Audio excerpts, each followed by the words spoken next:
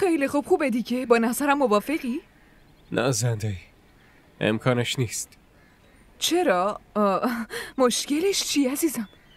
شما تو لاهور ازدواج کردین دیگه.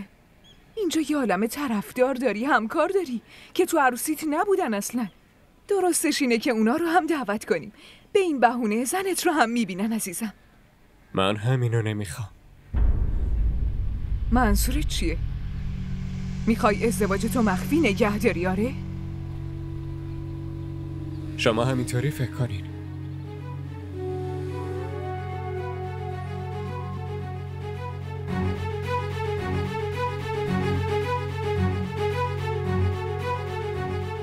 خواهر، رفتار پسرتو داری میبینی دیگه.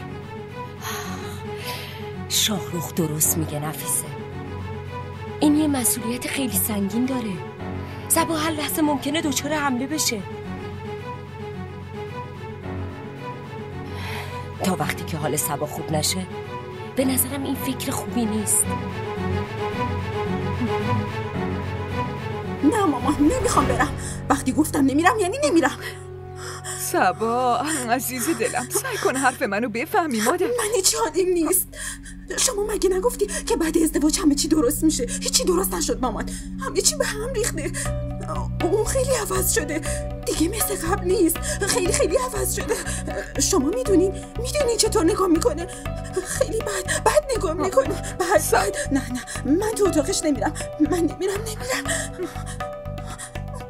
صبا تو چت شده دخترم؟ آخه مگه اون غریبه است؟ دخترم اون شاهرخه، شوهرته. آخه چرا نمیفهمی اینو؟ شاهرخ؟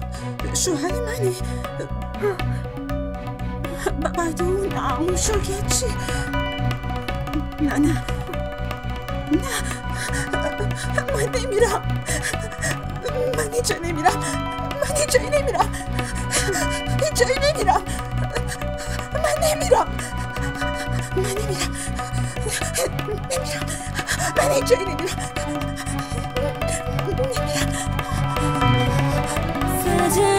सजना वे दिल नहीं लगदा वे तेरे बाजू दुनिया तो कुछ नहीं सजदा वे रावो चकलो के तेरा कर